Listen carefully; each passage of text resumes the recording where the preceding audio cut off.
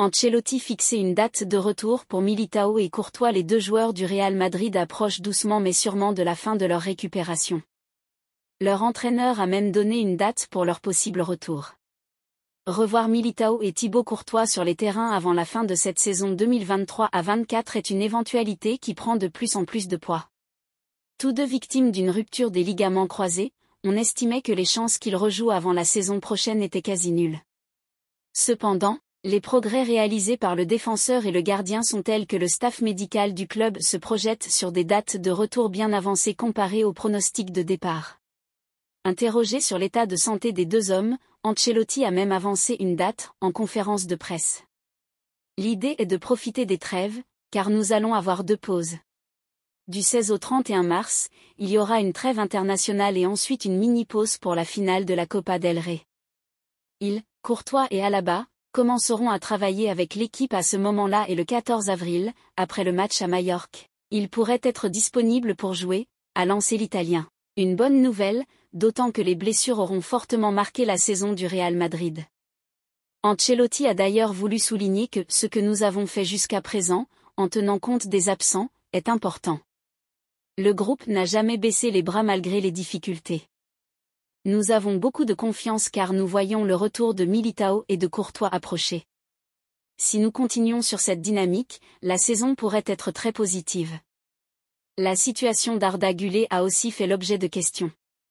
C'est une question de circonstance. Un jeune joueur comme lui, pour progresser, a besoin de jouer. Ça entre un peu en conflit avec les exigences de l'équipe et du club et c'est pourquoi je dis qu'il faut être patient. Je comprends que pour sa progression il soit très important d'avoir des minutes, mais parfois ça ne colle pas avec les exigences des matchs. J'ai confiance en lui, il a beaucoup de talent et j'aimerais donner à nos supporters l'occasion de le voir. Le moment viendra, a déclaré le coach du. Mohamed Salah va quitter Liverpool pour rejoindre malgré d'importantes offres reçues l'été dernier. Liverpool a refusé les avances d'Al Ittihad pour conserver son ailier vedette, Mohamed Salah. Néanmoins, l'Arabie Saoudite envisage de renouveler ses efforts lors du prochain mercato.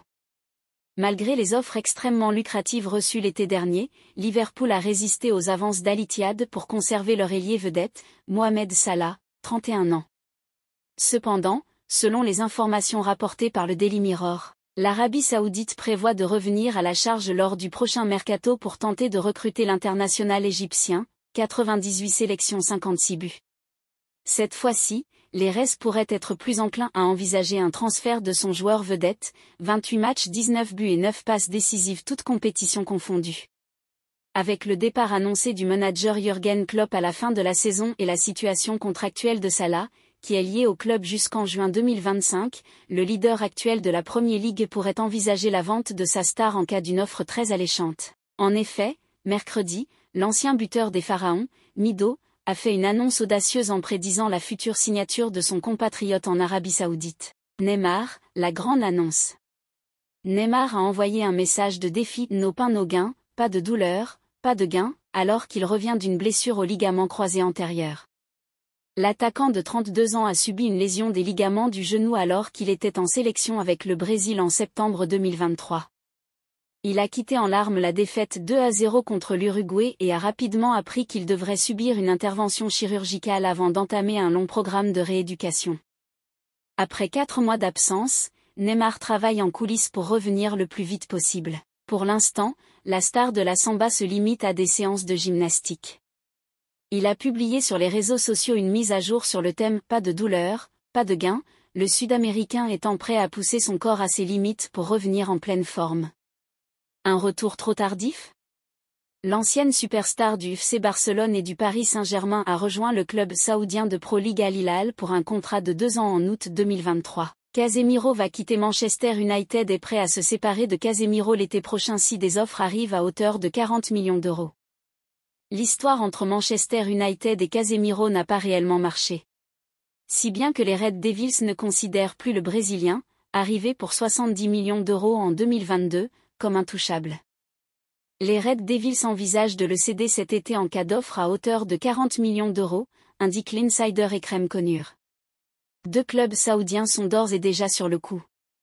Il s'agit de Al Nasr et Al Hilal. qui pourrait rapidement entamer des négociations avec Manchester pour le milieu défensif de 32 ans. Des clubs européens pourraient également se mêler aux négociations. Le Bayern a fixé le prix pour Davies, 70 millions. Alphonso Davies est convoité par le Real Madrid mais selon le média allemand Bild, le Bayern ne le laissera pas partir si facilement. L'avenir du défenseur se précise au fil des jours. Le joueur canadien, en fin de contrat avec le Bayern Munich le 30 juin 2025, souhaite rejoindre le Real Madrid cet été, plaçant ainsi son club actuel à la croisée de deux chemins bien connus, soit le vendre en juin, soit le laisser partir gratuitement dans un an. Aujourd'hui, le journal Bild affirme que l'équipe bavaroise se résout progressivement au départ de l'un des latéraux les plus talentueux d'Europe, et qu'elle a déjà chiffré la possibilité de le laisser partir pour le Real Madrid cet été, 70 millions d'euros.